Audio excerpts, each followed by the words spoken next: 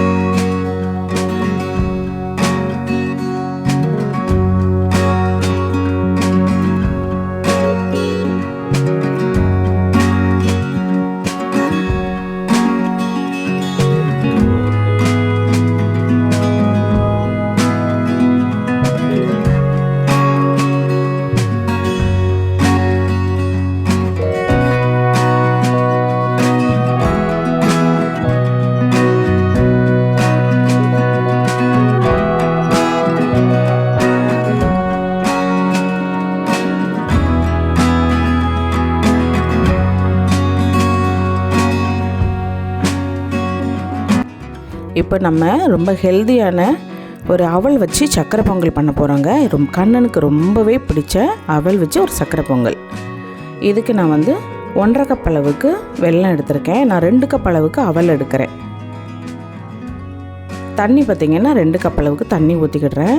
இது வந்து பாகுபதெல்லாம் பார்க்க வேண்டாம். இது வந்து நல்லா கரைஞ்சி நல்லா அந்த மண் தூசையெல்லாம் ரிமூவ் பண்ணுறதுக்காக தான் ஜஸ்ட்டு கொதிக்க வைக்க போகிறோம். அந்த வெல்லத்தை கரைய வைக்க போகிறோம். இது அடுப்பில் கரைஞ்சிட்ருக்க சமயத்தில் நம்ம அவல் வந்து வாஷ் பண்ணி எடுத்துக்கலாம். நான் இந்த கப்புக்கு வந்து 2 கப் அளவுக்கு அவல் எடுத்திருக்கேன். நான் எடுத்துருக்கிறது வந்து சிகப்பு அவல், ரொம்ப ஹெல்த்தியாக இருக்கும் அப்படின்றதுனால நான் மேக்ஸிமம் வந்து சிகப்பு அவல் தான் வாங்குவேன். இப்போ அதை நல்லா 2 டைம் வாஷ் பண்ணிவிட்டு தண்ணியெல்லாம் வடிச்சிட்டு வச்சுக்கலாம்.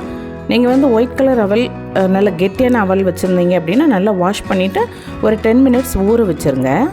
இப்போ இதை வாஷ் பண்ணி வச்சுருக்கேன், இருக்கட்டும். இப்போ இந்த வெல்லம் எல்லாமே நல்லா கரைஞ்சி வந்திருக்கு பாருங்கள், இந்த மாதிரி. இப்போ இதை வந்து நம்ம ஃபில்டர் பண்ணி அந்த தூசு மண்ணெல்லாம் ரிமூவ் பண்ணிக்கலாம். நீங்கள் நாட்டு சக்கரை இந்த தூசு மண் இல்லாதது சேர்க்கிங்க அப்படின்னா இந்த ஃபில்டர் பண்ணுற ப்ராசஸ் வந்து ரிமூவ் பண்ணிக்கோங்க. எந்த பாத்திரத்தில் வந்து பொங்கல் வைக்க போகிறோமோ, சக்கரை பொங்கல் வைக்க போகிறோமோ அந்த பாத்திரத்துக்கு அந்த வெள்ளை தண்ணியே ஊற்றிக்கோங்க. கொஞ்சமாக ஏலக்காய் தூள் சேர்த்துக்கோங்க. இது நல்லா கொதித்து வரட்டும். டேஸ்ட் என்ஹான்ஸ் பண்ணி கொடுக்கறதுக்காக துளி உப்பு சேர்த்துக்கோங்க. இது நல்லா கொதித்து வந்துட்டு இருக்கும்போது நம்ம வந்து வாஷ் பண்ணி வச்சுருக்கிற அந்த அவல் சேர்த்துடலாம். அவல் வந்து ஆல்ரெடி நல்லா ஊறி தான் இருக்குது. நம்ம வாஷ் பண்ணதுக்கப்புறமா கெட்டியான அவல்னால் கொஞ்சமாக ஊற வைக்க மறந்துடாதீங்க. இப்போ இதை நல்லா கலந்து விட்டுட்டு ஒரு 7லேருந்து 10 நிமிஷம் மீடியம் ஃப்ளேமில் விட்டுருங்க. டக்குன்னு இந்த தண்ணி எல்லாமே நல்லா அப்சர்வ் பண்ணிக்கிடும். இந்த மாதிரி பபிள்ஸ் வரணும். இதுதான் வந்து அந்த தண்ணியெல்லாம் நல்லா சுண்டுது அப்படின்ற அர்த்தம். எந்த சமயத்தில் நம்ம அடுப்பை ஆஃப் பண்ணிடலாம். பாருங்கள், நல்லா வெந்து வந்திருக்கு. இது பார்க்குறதுக்கு வந்து நம்ம சக்கரை பொங்கல் அரிசியில் வைக்கிற சக்கரை பொங்கல் மாதிரியே தான் இருக்கும். பச்சரிசியில் பண்ணுற மாதிரியே தான் இருக்கும். அதை டேஸ்ட் பண்ணும்போது தான் இது அவல் வச்சு பண்ணின சக்கரை பொங்கல் அப்படிங்கிறது தெரியும். அதை விட இது நல்லா ஹெல்த்தியான ரெசிபிங்க. நான் வந்து 2 டேபிள் ஸ்பூன் அளவுக்கு நெய் சூடு பண்ணியிருக்கேன். கொஞ்சம் முந்திரி திராட்சையை சேர்த்துட்டு அது வந்து நல்லா கரிஞ்சிட வேண்டாம். நல்லா உப்பெல்லாம் வர வரைக்கும் மட்டும் சிம்மில் வச்சு வறுத்து எடுத்துக்கலாம். இதில் வந்து நீங்கள் விருப்பப்பட்டீங்கன்னு குட்டி குட்டியாக தேங்காய் கூட நீங்கள் கட் பண்ணிவிட்டு உள்ளே சேர்த்துக்கலாம். இப்போ உள்ளே சேர்த்துருங்க.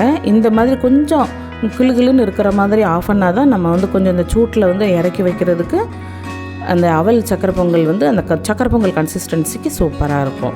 இல்லை அப்படின்னு ரொம்ப கெட்டியாயிடும். இப்போ நல்லா கலந்து விட்டுக்கோங்க. ரொம்ப சூப்பராக நல்ல டேஸ்ட்டாக இருக்கும். இனிப்பு வந்து கொஞ்சம் அதிகமாக இருக்கிற மாதிரி இருந்துச்சு அப்படின்னா உங்கள் வெல்லத்தோட தன்மையை பொறுத்து நீங்கள் வந்து கம்மி பண்ணிக்கோங்க. அதை ரொம்ப சூப்பராக இருக்கும். ரொம்ப குயிக்காக பண்ணி முடிச்சாச்சு.